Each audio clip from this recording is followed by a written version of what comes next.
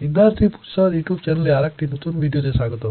আজ নিয়ে এসেছি স্ট্রবেরি ফল কি এবং এর গুণাগুণ কি তা আজ আমরা জানবো।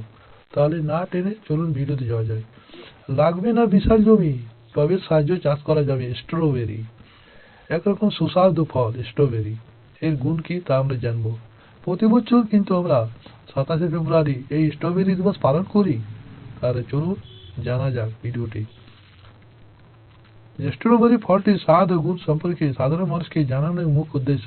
ভিটামিন এ, সি, ফসফরাস, ম্যাঙ্গানিজের মতো উপাদান থাকে ছোট্ট এই ফলে। তাছাড়া অ্যান্টিঅক্সিডেন্ট ও প্লান্ট কম্পাউন্ডও রয়েছে স্ট্রবেরিতে।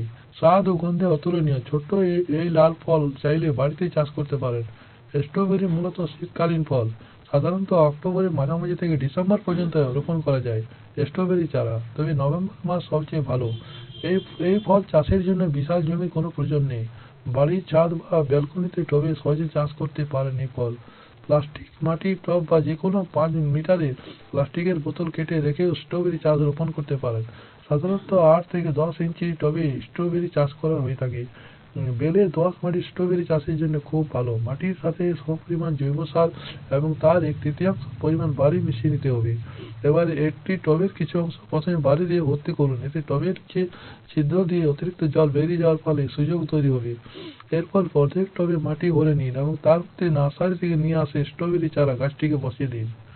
গাছটি বসিয়ে দেওয়ার পর এর চারপাশে মাটি দিয়ে ভর্তি করে দিন। তবে মাথায় রাখতে হবে স্ট্রবেরি গাছের গোড়া যেন মাটির মধ্যে চাপা না পড়ে যায়, কারণ ওখান থেকে ফুল এবং ফল বের হবে। মাটির উর্বরতা বাড়াতে গোবর অংশে ড্যাপ সার, ডাইঅ্যামোনিয়াম ফসফেট ব্যবহার করা যেতে পারে। এছাড়া বাসায় শাকসবজির ক্ষেতে ফেলে দেওয়া অংশগুলি একত্র করে পচিয়ে নিয়ে সেই সার হিসেবে ব্যবহার করতে পারেন। তবে শিশির ও রোদ দুটি সহজে গাছ নিতে পারে এমন স্থানে টবটি রাখুন। স্ট্রবেরির জন্য শিশির ও রোদ দুটি খুব দরকারি। তবে স্ট্রবেরি গাছ বেশি জল সহ্য করতে পারে না, ফলে অল্প করে জল দিতে হবে। নিয়মিত গাছের গোড়ায় মাটি খুঁচিয়ে দিতে হবে। কীটনাশক না ব্যবহার করাই ভালো। পোকা লাগলে সেই পাতা কেটে দিন। চারা গাছ লাগানোর কিছুদিন পর নতুন করে কিছু চারা জন্মাবে, যা থেকে আপনি গাছের সংখ্যা বাড়াতে পারেন। কিন্তু গাছের ফুল চলে আসতে নতুন চারা না রেখে কেটে ফেলতে হবে।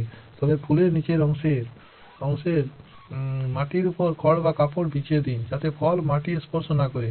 মাটি স্পর্শ করলে ফল পচে যাওয়ার আশঙ্কা থাকে।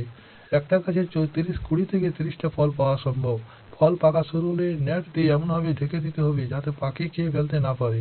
ফল পরিপক্ক হলে তা গাছ থেকে ছোট কাঁচির সাহায্যে কেটে দিতে পারেন। স্ট্রবেরি দিয়ে বাড়িতে কেক বানিয়ে ফেলতে পারেন, চাইলে স্যালাডও করে ফেলতে পারে। অনেকে বাড়ির ছাদে বড় পরিসরে স্ট্রবেরি চাষ করে থাকেন। এর ফলে বাণিজ্যিকভাবে লাভবান হবেন স্ট্রবেরি চাষে। তাহলে দেখলেন বন্ধুরা।